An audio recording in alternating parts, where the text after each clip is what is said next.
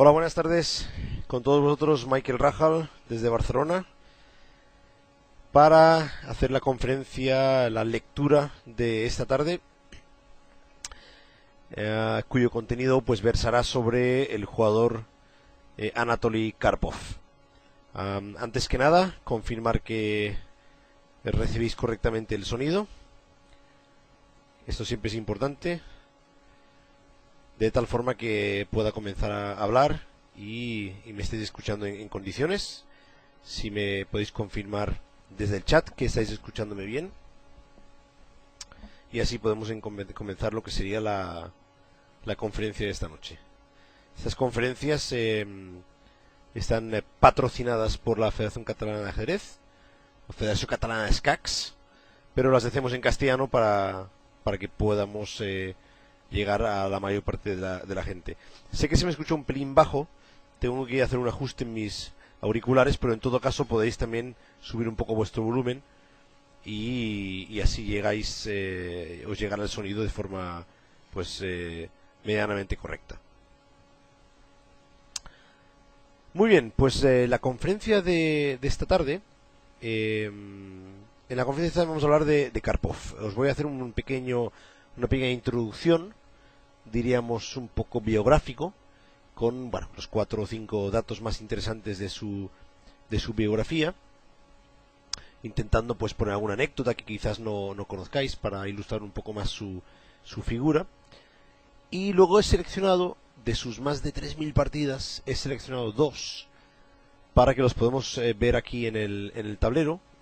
El primero de ellos es una partida entre Karpov y Boris Spassky, correspondiente al match de candidatos de 1974, y es una partida de tipo posicional, muy al estilo Karpov, pero para que veáis que también el hombre sabe atacar y sabe combinar, he elegido otra partida, una partida que jugó cuando era muy joven, cuando tenía 17 años, contra el maestro Geek, y es una partida muy espectacular, con buenas combinaciones tácticas, y yo creo que las dos partidas nos van a dar una idea bastante clara de sus capacidades y su nivel de juego.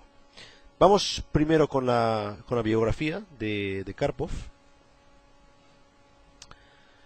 Bueno, Anatoly Karpov nació el 23 de mayo de 1951 en la población de Zlatoust.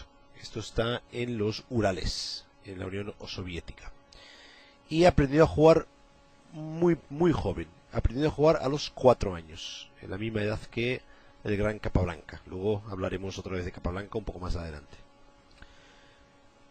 Ya destacó de joven y cuando tenía 12 años pudo ingresar en la famosa escuela de Botvinnik, donde también estuvo Kramnik más adelante. Y hay una anécdota muy buena, porque resulta que cuando Botvinnik le conoció y empezó a trabajar con él, básicamente dijo que no servía para el ajedrez, que este niño no tiene ninguna posibilidad en la profesión de ajedrecista. Esto es muy curioso, porque luego se demostró que no fue así. Y Karpov comenta que el trabajo con Botvinnik, el trabajo serio de estudio, de preparación, le ayudó mucho para mejorar su nivel de ajedrez. Curiosamente, Botvinnik no acertó con el pronóstico del futuro de Karpov, a diferencia de Kramnik, que recuerdo que sí que dijo que Kramnik prometía mucho. De hecho, Kramnik mandó unas partidas en planillas y Botvinnik miró 2 y ya dijo que venga este niño que promete mucho. Bueno, pues siguió progresando. En el 69 quedó campeón del mundo juvenil en Estocolmo y nada, unos meses más tarde ya consiguió el título de Gran Maestro. Y pues tenía entonces pues 18 años, o sea que consiguió el título de Gran Maestro bastante joven. No el nivel de hoy en día, pero sí bastante joven. Continuó su formación ganando varios torneos y en 1974 se clasificó para el torneo de candidatos. Más que torneo, entonces eran matches, y pudo ganar de forma consecutiva a Pulaevski. Después derrotó a Spassky. La partida que vamos a ver hoy corresponde a ese match. Y luego jugó la final contra Korchnoi. Fue un match muy complicado, muy duro, pero también venció y se clasificó para jugar en en el 75 el famoso match contra Fischer, que recordemos había ganado a Spassky en el 72 para jugar la final de Campeonato del Mundo. Bueno, ya para entonces Fischer se había vuelto un poco inaccesible, y entonces una de las condiciones que puso Fischer para jugar el match era que en caso de empate, concretamente en caso de un posible empate a 9, él iba a retener el título. Esto hoy en día sería lo más normal, casi todos los matches cuando hay un empate el campeón retiene el título, pero entonces la Federación Internacional pues no aceptó. Fischer pedía muchísimas cláusulas, en fin, tenía todo tipo de quejas e impedimentos, y por tanto pues Fischer se negó a jugar el match y Karpov bueno, se convirtió en campeón del mundo. Pero claro, era un campeón del mundo que no había ganado, no había derrotado a Fischer, y mucha gente pensaba que si Fischer hubiera jugado, hubiera derrotado a Karpov en ese momento. No todo el mundo coincide con esto. Hay algunas personas que coinciden en Karpov, ya con lo que había demostrado en su match con Spassky, coinciden en que él hubiera podido vencer a Fischer. Y por tanto Karpov lo que hizo fue dedicarse a jugar torneos, y en los próximos 10 años ganó algo así como 100 torneos. Dominó totalmente la escena ajedrecística durante los próximos 7-8 años, ganó muchísimos torneos y se convirtió en uno de los jugadores que más torneos ha ganado de toda la historia del ajedrez. Posiblemente solamente superado por Kasparov y posiblemente por Alekhine, pero no es de todo claro. Bueno, su primera defensa del título de campeón del mundo fue en el 78 contra Korchnoi, que recordemos ya había abandonado la Unión Soviética, y fue aquel match en Baguio, en las Filipinas, un match muy famoso, porque fue aquel match donde hubo muchos problemas extra-ajedrecísticos, un poco en la línea del match del lavabo de Kramnik con Topalov. Pues este fue el match del yogur y de la hipnosis y del Hare Krishna.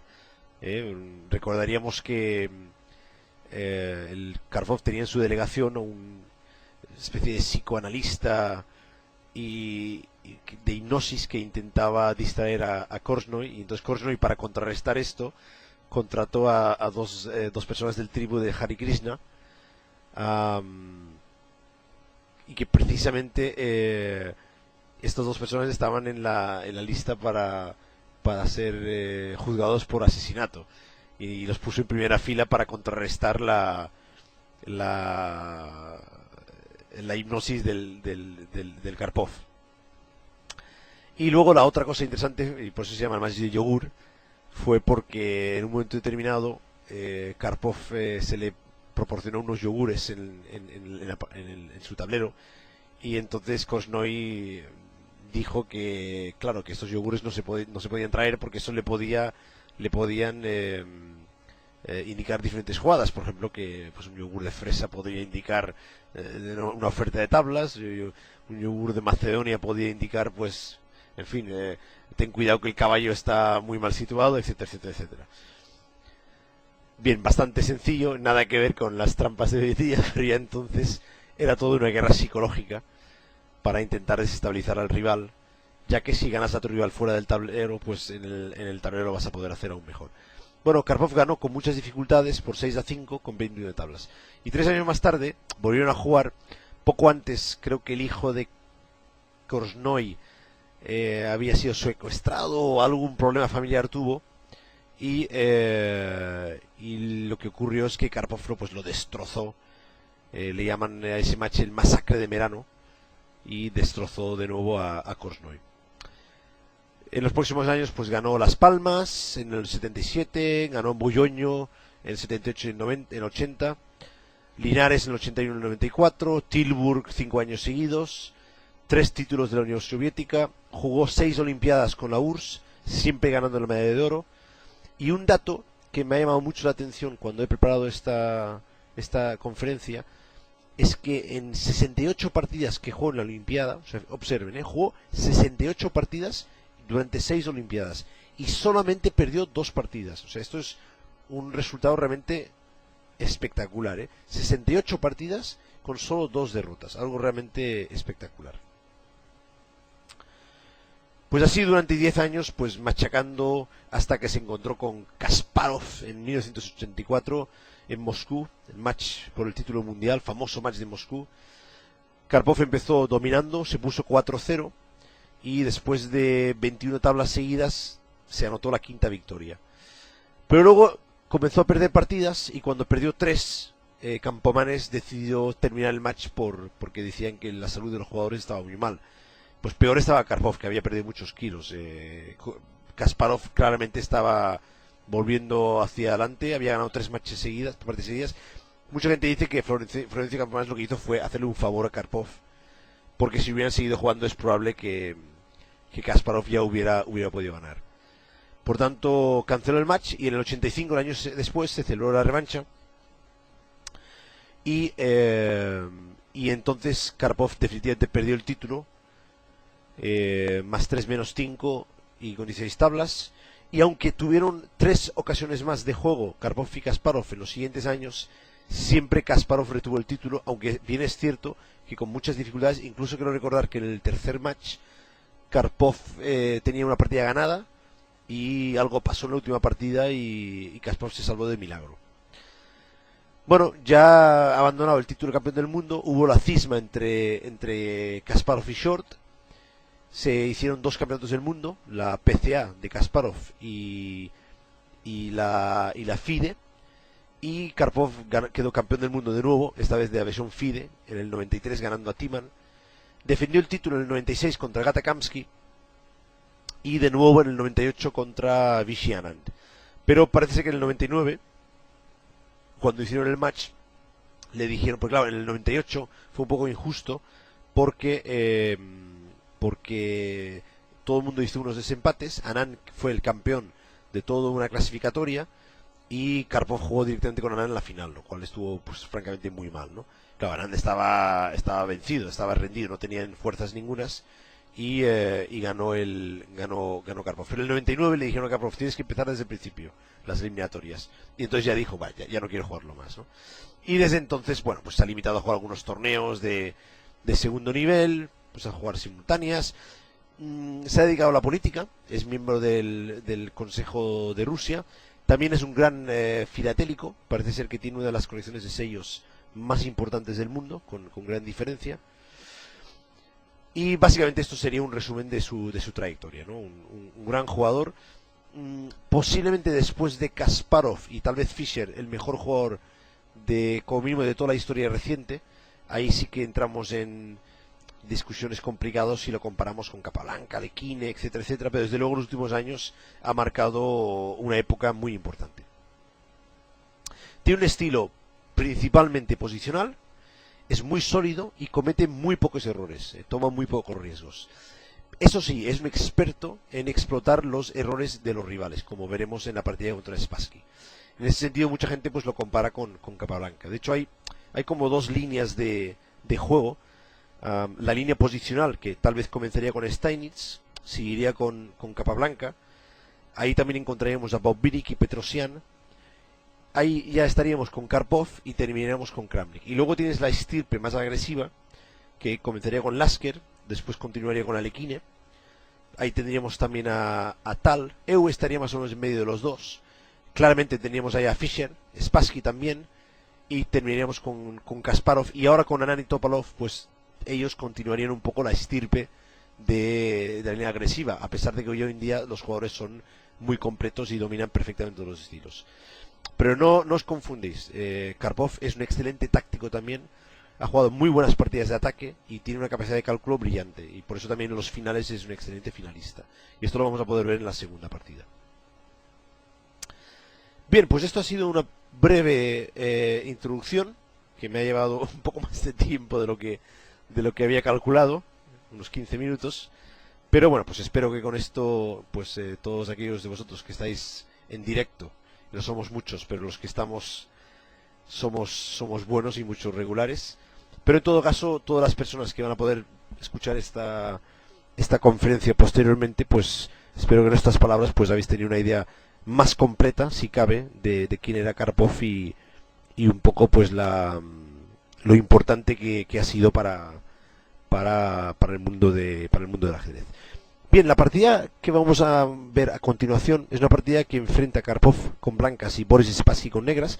corresponde a la novena partida del match de candidatos de 1974, que como ya he comentado antes, Karpov dominó. Y es una partida donde Karpov con blancas abre de rey, se produce una defensa siciliana, una variante Scheveningen, y Karpov con unas espléndidas maniobras en el medio juego acumula una serie de ventajas posicionales y acaba dominando completamente a Spassky. En mi opinión, es posiblemente una de las 5 o 6 mejores partidas de Karpov, un clásico en lo que es el ajedrez posicional, y me parece que vamos a poder disfrutar de una gran partida de este excelente jugador. Vamos a empezar la partida. Como digo, Karpov comenzó con blancas y Spassky responde con C5, y pronto se plantea en el tablero esta defensa Scheveningen, que se caracteriza por estos peones en D6 y en E6, y ahorrando la jugada A6, que sería característica de la Najdorf. Este es un buen momento para comprobar vuestra asistencia en el chat. Me podéis confirmar todos que me estáis escuchando bien.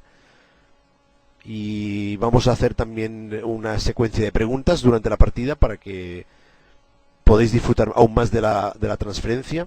De la transferencia, que estaría pensando yo, de la conferencia. Esto no poder disfrutar los que ven la conferencia posteriori, pero al menos aquellos de vosotros que estáis aquí, pues si siguiendo la conferencia, pues os haré alguna preguntita para ver si estáis. Eso sí, no se os ocurra abrir la partida en el Chessbase, ¿eh? Tenéis que intentar evitar ver las partidas de antelación, porque si no se pierde mucha la gracia. Bueno, continuemos. Karpov desde siempre ha hecho la variante posicional con alfil E2.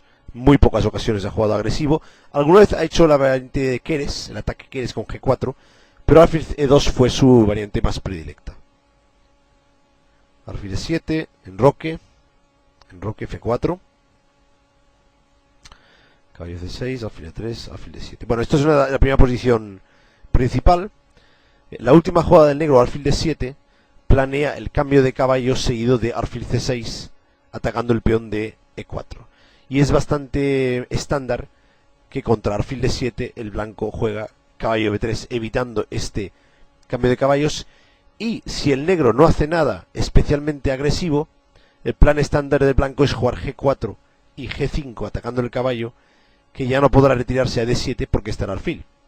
Este es un plan bastante estándar del blanco en la Scheveningen. Ya sé que os parecerá arriesgado este avance, pero es uno de los planes más principales que tiene el blanco. Entonces Spassky juega A5, que debilita la casilla B5, pero dado que amenaza A4 y luego A3, obliga a Karpov a jugar A4, y ahora el caballo va a encontrar cierto acomodo en la casilla de B4. Bien, uno de los mayores expertos de esta variante con blancas, aparte de Karpov, fue Geller, un muy fuerte gran maestro ruso. Entonces hay una partida entre Geller y Reshevsky del Internacional de Palma de Mallorca de 1970, que se jugó 4 años antes de esta partida, que me gustaría mostraros pues unas 8 o 9 jugadas de esa partida para que veáis la influencia de Geller en el juego de Karpov en esta partida. La partida de Geller continúa de la siguiente forma. Reshevsky con negras hizo aquí E5, que es una jugada muy sana, ya que evita que el caballo vaya de nuevo a D4.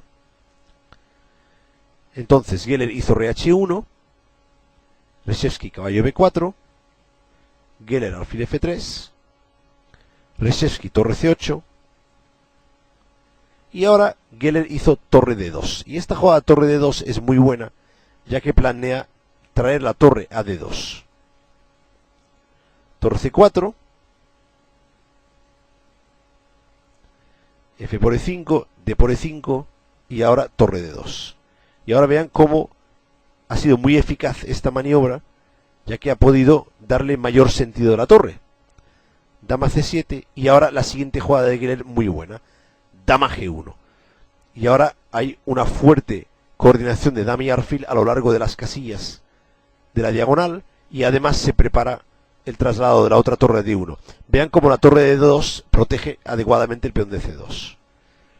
Dama G1, alfil D8, controlando la casilla B6, torre a D1, alfil C6, alfil C5, atacando la torre, torre E8, y ahora vean como el binomio caballo y alfil ha dejado atrapado la torre aquí en C4, y después de dama F1 el blanco gana la calidad, ya que se pierde la calidad, y ganó el blanco. Bueno, esta es la partida entre Geller y Reshevsky, y esta maniobra torre F2, D2, y la idea de apartar la dama la vamos a ver en la partida de Karpov, y esta es la evolución que tiene la teoría cuando los maestros ven las partidas de los anteriores grandes jugadores y aplican los mismos tipos de concepto. Entonces, efectivamente, Spassky jugó caballo B4, igual que jugó Reshevsky. Karpov hizo alfil F3.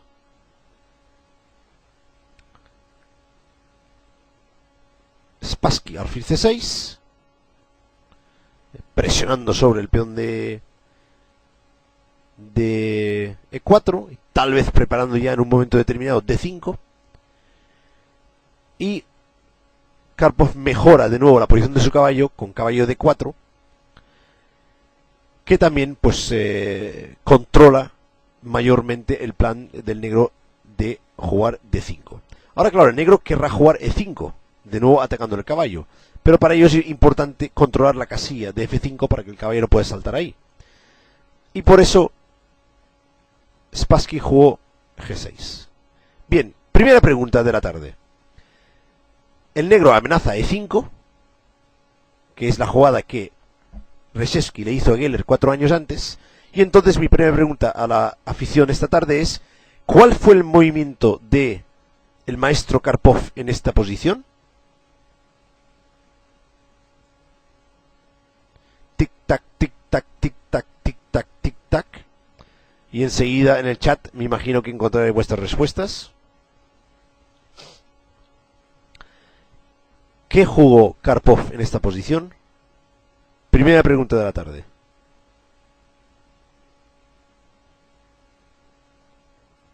Vamos a ver cuántos campeones del mundo tenemos entre nuestra audiencia esta noche. E5, dice Icebox. No recuerdo que Geller jugara E5. Caballo C6, tampoco recuerdo que Geller tomara el C6. F5, tampoco recuerdo que Geller jugara F5. Es curioso, proponéis todas jugadas de ataque, si Karpov es un jugador posicional.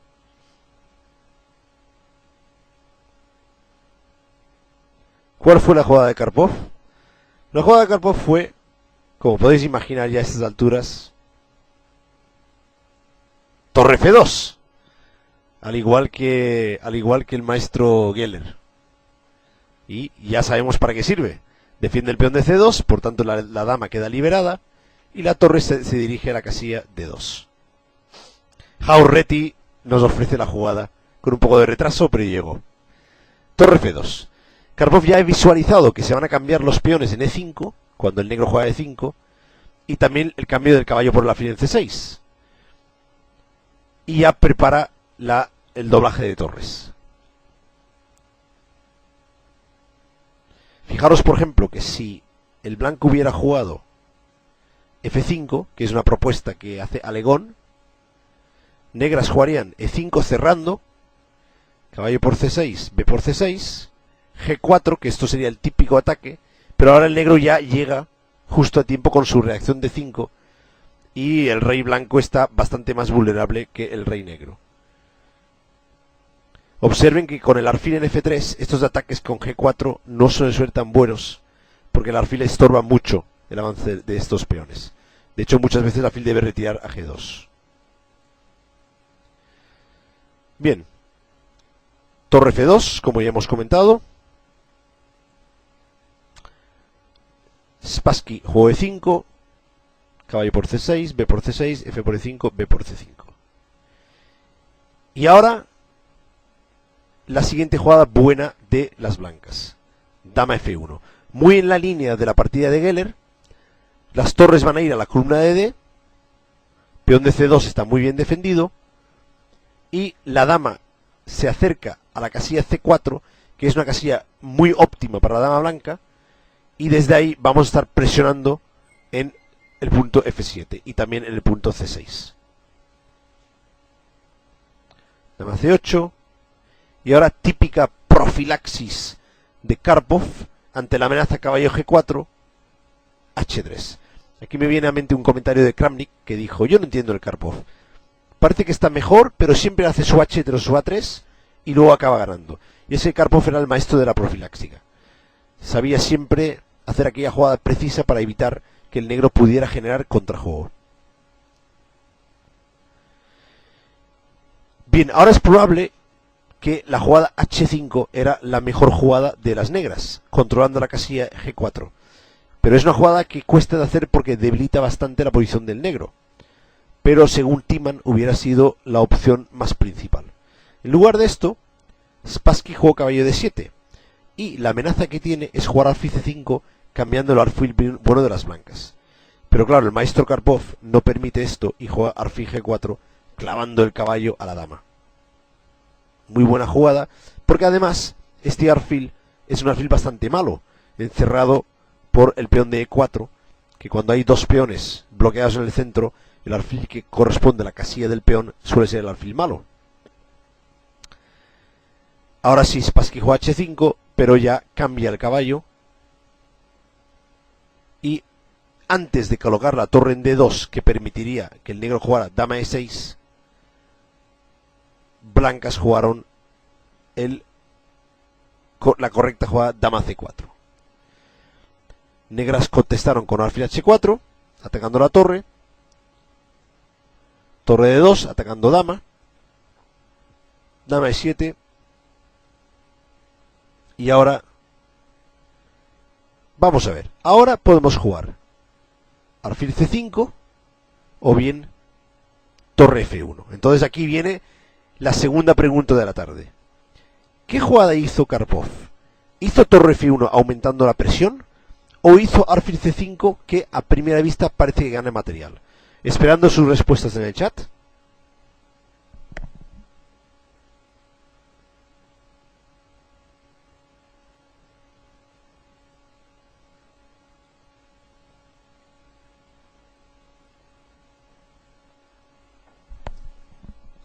Efectivamente, la jugada correcta, como me comenta LR Ángel, es torre F1.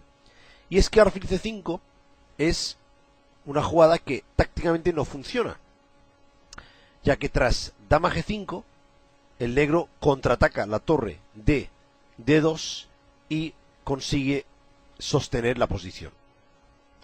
Hay una variante táctica bastante larga, pero si quieres la podemos mirar, que sería torre D7, caballo por C2, tocando la otra torre, torre F1 y ahora caballo E3, atacando la torre y la dama.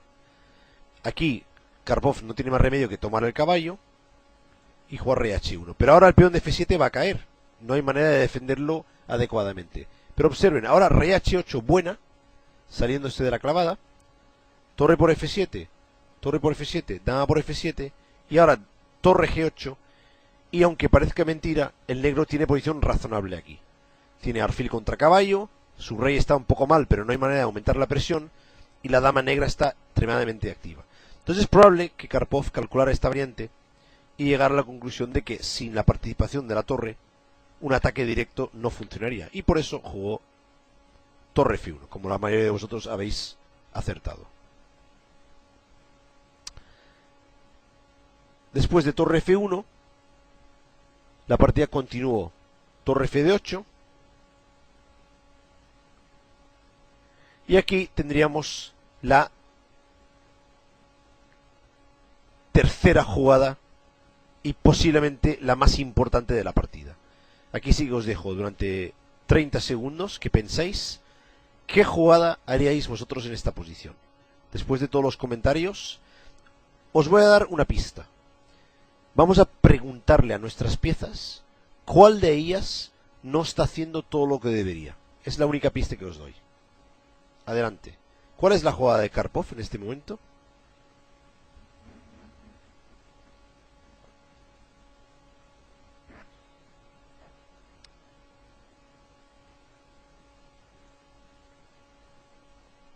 ¿Qué jugada hizo Karpov?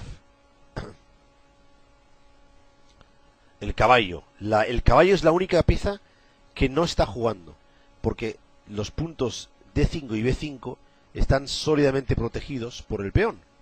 Por tanto, este caballo hay que darle mayor participación. Y por tanto, Karpov hizo la jugada brillante caballo B1. Muy buena jugada. Matando 3 pájaros de un tiro. Porque no solamente defiende la torre de D2, sino que además prepara C3 y el caballo que tiene dificultades ahora es el caballo de B4, que está casi atrapado, y además el caballo luego puede reagrupar de varias maneras distintas para buscar rutas de acceso a casillas muy interesantes. Este caballo B1 es una jugada muy karpoviana. Bien, de entrada hay que proteger porque se amenaza el cambio de torres y el caballo está atrapado. Por tanto, dama B7, rey H2, otra jugada profiláctica, típica de Karpov, saliéndose de la diagonal antes de hacer ningún intento de ataque. Y también se amenaza G3, expulsando el alfil que permitiría torre F2 y machacar la casilla F7. De tal forma que el negro tiene que también desclavarse con rey G7. C3 atacando el caballo, lo manda hacia atrás. Ya veo que la conferencia está siendo interesante porque ya nos hemos levantado a 27 personas. Empezamos 9 y somos 27. Es que la verdad es que las partidas estas son muy interesantes. Continuemos. Y ahora otra jugada silenciosa de Karpov. Torre E2. Evitando el cambio de torres en la columna porque esta torre tiene que ir a F2 para ganar el peón de F7. Y entonces ahora se amenaza tranquilamente G3 y torre F2. También se prepara la salida del caballo, que tiene rutas muy interesantes aquí. O por F3, según las circunstancias. Torre F8 defendiendo F7. Caballo D2. Alfil D8, reagrupando. Caballo F3. Atacando el peón D5. F6 defendiendo y ahora el rey este se va un poco más explotado y claramente ahora se aprecian ciertos planes que tienen relación con la entrada de la torre en D7. Y ahora Karpov, después de hacer este juego muy preciso, con este dama F1, dama C4, caballo B1, D2, F3, C3, ahora ya va a entrar a rematar. No hay que perder de vista que tiene delante a Boris Spassky, que en este momento acababa de jugar el match con Fischer para el Campeonato del Mundo y posiblemente estaba entre los 3 mejores jugadores del mundo en ese momento. Es decir, que todo parece fácil y todo parece, esto es sencillo jugar al ajedrez así, pero no hay que perder de vista quién tienes delante. No es un jugador como nosotros, un jugador aficionado. Tiene delante un jugador muy bueno. Y por tanto, ya las maniobras se han acabado y ahora vamos de nuevo con la torre. Y estas maniobras de torre han causado muy buena impresión. Torre de 2, alfil E7 y dama E6. Ahora hay una amenaza directa que sería torre de 7. Por tanto, el negro no tiene muchas opciones y necesita defender la columna con torre de 8. Y ahora muy buena jugada, torre por D8. Aquí hay una idea táctica, ya que si torre por D8, caballo por E5, amenaza dama F7, negras deberían tomar. Y ahora la entrada torre F7 pues resulta totalmente decisiva. Por tanto, solo puede comer de alfil. Y cuando come de alfil, entonces ahora hay otro problema, que es que la otra torre entra y de nuevo D7. Vean la pobre impresión que da este caballo en A6, totalmente fuera de juego, el alfil en D8, y compárenlo con las piezas blancas, todas ejerciendo una función magistral. Caballo B8 única, intentando defender D7. Alfil C5, incorporando una nueva pieza al ataque. Torre H8. Y ahora con la siguiente jugada, el maestro Karpov obliga al abandono a Spassky con una jugada muy contundente. Y sería la última pregunta de esta partida. ¿Cómo remató Karpov esta posición contra Spassky?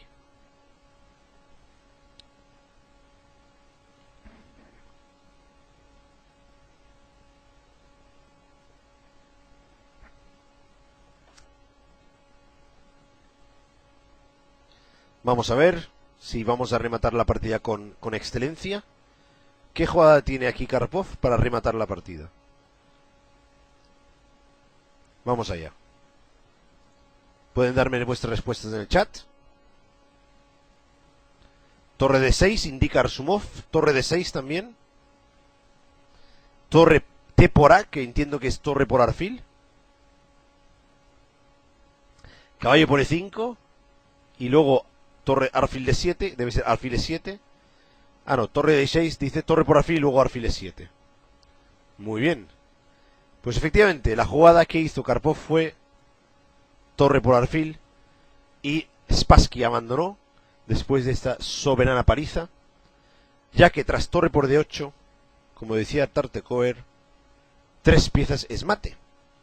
Jugamos alfil E7 y ahora no hay manera de evitar la entrada decisiva del ataque sobre la torre y la entrada sobre F6. Por ejemplo, torre G8 y ahora podríamos hacer, por ejemplo, dama por F6 y, como pueden comprobar, entrará el caballo y esto se acaba muy pronto. Gran partida de Karpov, muy buen rival delante y ya os digo, en mi opinión, posiblemente una de las 3 o 4 mejores partidas de Karpov de toda su historia. Fíjense cómo primero ha trabajado esa idea de Geller de jugar torre F2 D2 y dama F1, traslada a dama C4, que es una casilla muy buena, la idea de caballo B1, despejando el paso al peón de C3 y coordinando el resto de sus piezas, estas maniobras de torre, estas jugadas profilácticas de H3 y Rey H2, todo esto es estilo claramente karpoviano, el estilo profiláctico, sin tomar riesgos y la explotación de todos esos pequeñitos errores que Spassky va cometiendo a lo largo de la partida. Bien, espero que os haya gustado esta partida y si os parece, lo que voy a hacer es subir al ICC, a mi librería, voy a subir la segunda partida de Karpov que os quería mostrar y que vais a ver enseguida a continuación en el tablero.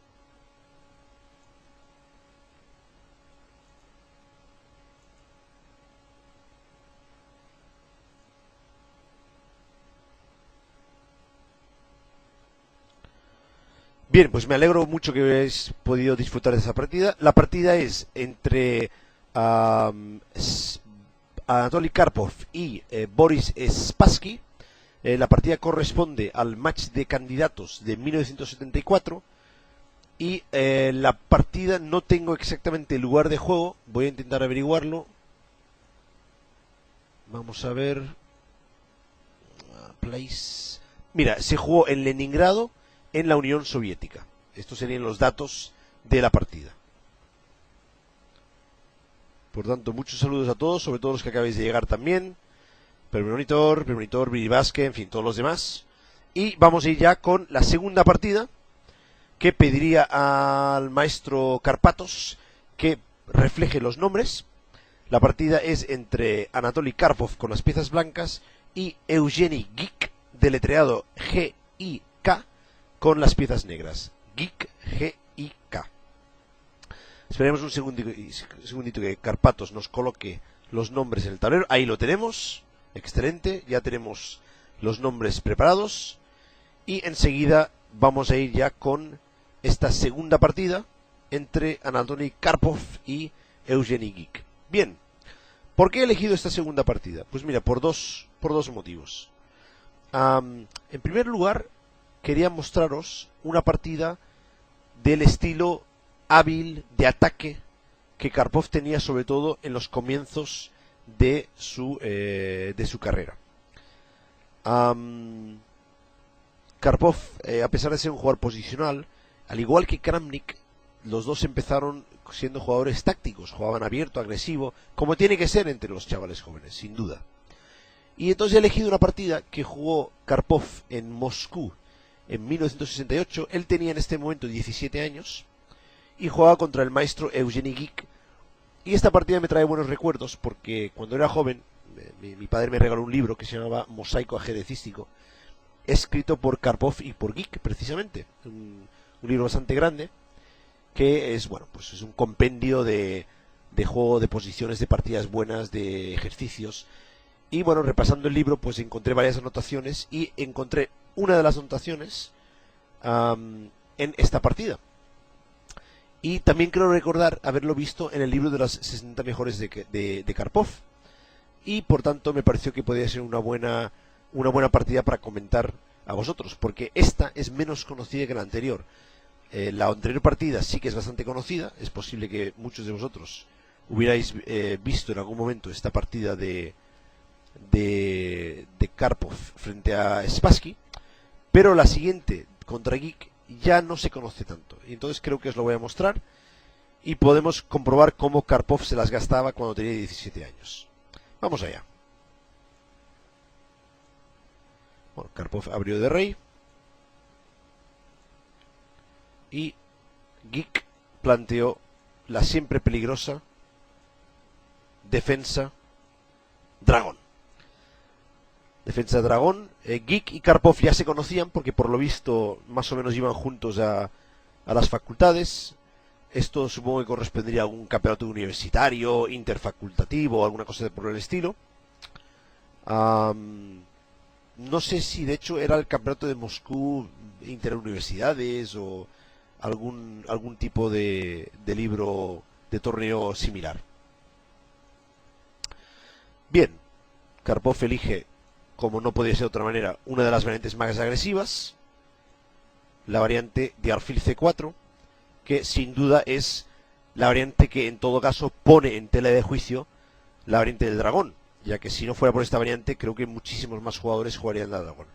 Ahora la dragón está teniendo una cierta revivencia con las partidas de Carlsen y de Rajapov, aunque siempre ha sido una defensa muy peligrosa, pero para ambos jugadores, no solamente para el blanco.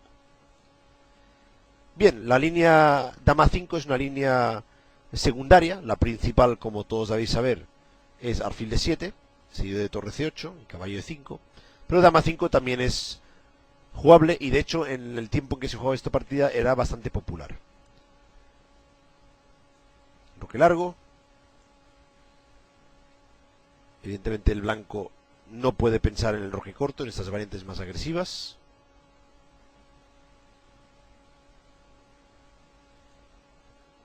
H4. Bien. Hasta este momento la jugada más popular era G4 directamente. Y de hecho había habido una partida anterior de Geek en la cual el negro había ganado una partida cuando el blanco jugó G4. Entonces por lo visto Karpov preparó especialmente esta jugada H4 y el sacrificio de peón que veremos a continuación lo preparó especialmente para jugar contra el jugador Geek. Es decir que de alguna forma ya en esta partida Karpov hacía gala de sus capacidades de trabajo casero en el laboratorio casero que le llaman. Caballo 5, alfil B3, bastante estándar, torre F8. Ya el negro está ojeando el típico sacrificio torre por C3. Y antes de que el negro pueda generar su contrajuego, Karpov se lanza con el peón H5, que de hecho es un sacrificio de peón. Como pueden ustedes comprobar, el negro se lo zampa. Pero a cambio del peón, el blanco evidentemente va a ganar varios tiempos de ataque con alfil H6 y G4. Tengan en cuenta que para ganar contra la dragón es fundamental lo que yo llamo cortarle la cabeza al dragón, que es cambiarle este alfil. Si imaginamos que esto es una especie de tronco superior del animal, pues quitarle el alfil vendría a ser algo como cortarle la cabeza. Y eliminando este alfil vamos a tener muchas más opciones de poder atacar al rey negro. Alfil por H6. Durante mucho tiempo este alfil H6 se consideraba dudosa porque había una secuencia que podía seguir con la jugada caballo de D3 jaque. La idea es que si dama por D3, alfil por H6 sería jaque, pero se comprobó que después de rey B1, alfil por D4, el blanco tenía una jugada muy fuerte que era caballo D5. Y después de dama por D2, intercalamos caballo por E7 jaque, el rey no puede ir a F8 porque está el alfil en H6, y después de rey H8, torre por D2, y se amenaza el caballo, el alfil detrás, y también se amenaza la torre. Y la teoría ya indicó que esta variante acababa siendo favorable para las blancas. Por ello Geek introduce la captura del alfil en H6 y inmediatamente sacrifica su torre en C3, que es muy estándar en esta variante de la dragón. B por C3, dama por C3, el negro tiene 2 peones por la calidad y aún más importante, comienza a generar cierto contrajuego. Pero esto ya lo había trabajado Karpov en su casa y llegó a la conclusión de que después de caballo de 2, que es muy buena jugada, ya que prepara ya la reubicación del caballo hacia el flanco de rey, despeja la torre en la columna, y vean que ya había calculado incluso la secuencia caballo de 3, jaque, no puede comer de peón porque está clavado, torre por D3, dama 1, rey de 2, dama por H1, y había calculado que aquí, después de G4, el caballo no puede irse para atrás porque pierde a la dama. Con lo cual la única jugada es caballo G3, y curiosamente después de dama por H1, caballo por H1, rey E3, le cortamos la salida del caballo, y ahora el negro no puede evitar torre D1 y torre por H1. Y todo esto lo había trabajado Karpov en su laboratorio casero. Vamos, en su casa. Sin ripka, sin frizz ni nada. O sea, todo a pelo que decimos nosotros, ¿no? Bien. Por ello, Geek retiró la dama a C5. Y ahora sí, después de sacrificar ese peón, Karpov continúa fuertemente con su ataque. Si el caballo retira G7 es mate en 2, ya que la torre se abre. Caballo F6, G5, caballo H5. Bien, aquí sería la primera pregunta de esta segunda partida. ¿Qué jugada hace Karpov en este momento? Jugada que por otra parte es bastante estándar dentro de lo que sería el juego de las blancas en la variante de la dragón. Unos segunditos y vamos a ver qué tal estáis en el aspecto táctico.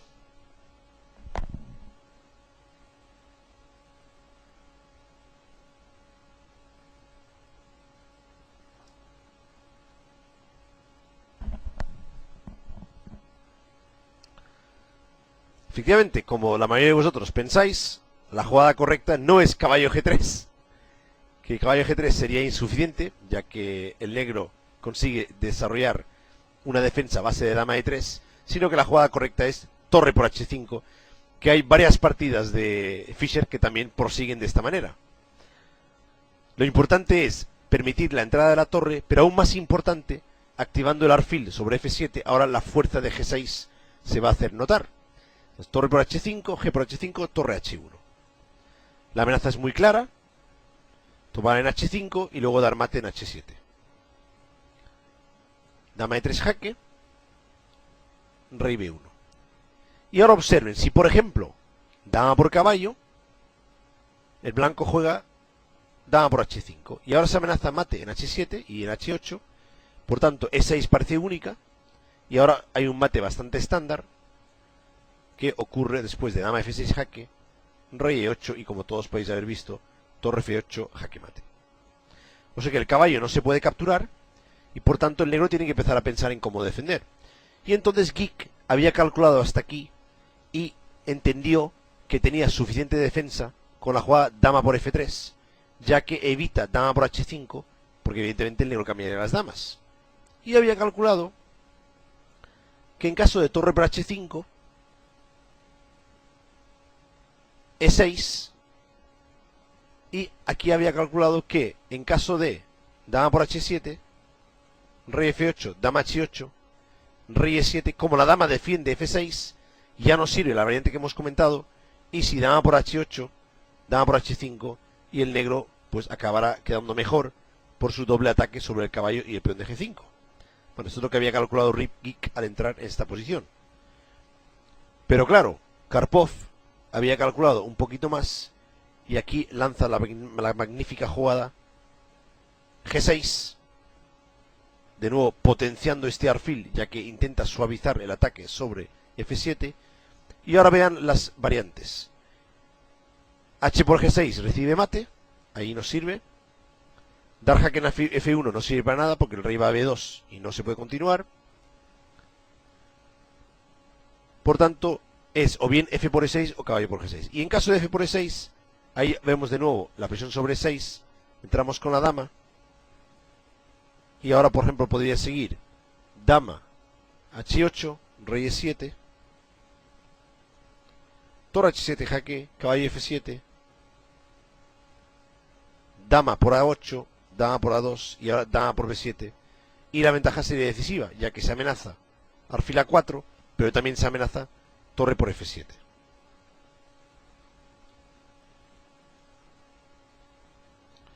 Por ello, Geek no tiene más remedio que capturar de caballo. Y después de dama por h7, rey f8, Geek estaba convencido que aquí ya tenía la partida prácticamente ganada. ¿Por qué? Pues porque el caballo está atacado, f7 está defendido y el rey está a punto de jugar rey e7 y torre h8 con ventaja decisiva. Pero no contó con la exquisita capacidad de cálculo de Karpov, que su siguiente jugada ya lo tenía previsto desde hace bastantes movimientos. ¿Cuál fue la jugada espectacular que se saca Karpov de la manga aquí?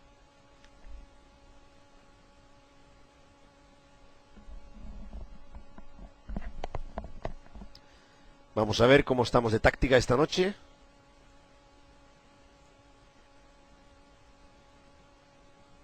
Efectivamente, como todos estáis suponiendo, brillante torre f5, una jugada muy maja, muy geométrica. De hecho, Karpov en ese momento estaba estudiando álgebra y geometría en la universidad, porque efectivamente crea una combinación geométrica brillante aquí con una cruz combinado con el alfil en la gran diagonal. Brillante Karpov, y con esta jugada certifica su victoria, ya que si captura la torre da mate y si no pues tiene que abandonar la dama. Bueno, Geek podía haber abandonado, pero encontró una solución para seguir luchando, que es sacrificar la dama en b3, capturar la torre, y ahora una jugada muy fina de Karpov.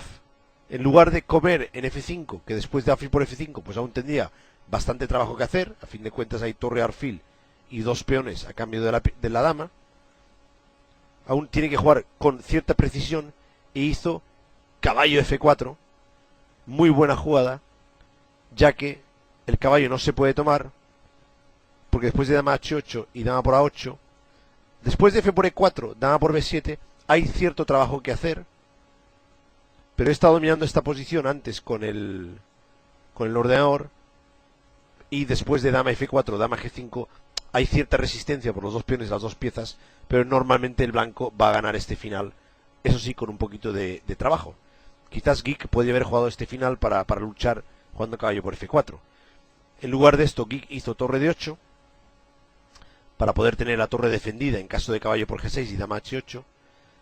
Pero ahora, después de dama h6, rey 8, caballo por g6, dama por g6 jaque, dama g5 jaque precisa y e por f5, solamente hay torre y alfil contra la dama, el peón de f es muy fuerte, puede perfectamente colaborar en diferentes mates y el negro no tiene ninguna posibilidad. Torre c8 fue la jugada que hizo, y ahora un par de jaques precisos de Karpov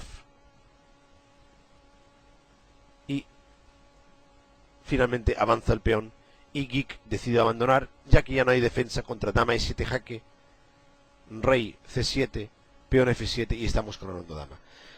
Y esta es la segunda partida que os quería demostrar, una partida diferente a la anterior, para que hayamos podido comprobar los dos estilos de Karpov, el estilo profiláctico posicional de explotación de pequeñas ventajas, pero esta otra cara de la moneda, ese Karpov trabajador, planificador, con su preparación casera de repertorio y esa capacidad de cálculo y esa táctica y esas combinaciones con G6 y torre F5, que simplemente espero que os haya gustado y que, bueno, a través de estas dos partidas y esta pequeña biografía que os he dado al principio, pues nos hayamos acercado un poquito más a la figura del genial Anatoly Karpov. Pues nada, aquí se acaba esta conferencia. Sinceramente espero que os haya gustado, que lo hayáis pasado bien. Pienso que el formato de 1 hora es bastante bueno para este tipo de conferencias. Hay tiempo para ver un par de partidas con un cierto detenimiento y tampoco se hace excesivamente pesado. Y, en fin, espero de nuevo veros. Cada lunes tenemos conferencia. Está publicado tanto en la página de la Federación Catalana como en ICC, están publicadas la relación. Creo que aún me toca hacer 2 o 3 más con vosotros y confío en que bueno, pues pronto nos iremos viendo en más eventos. Muchos saludos a todos y hasta la próxima.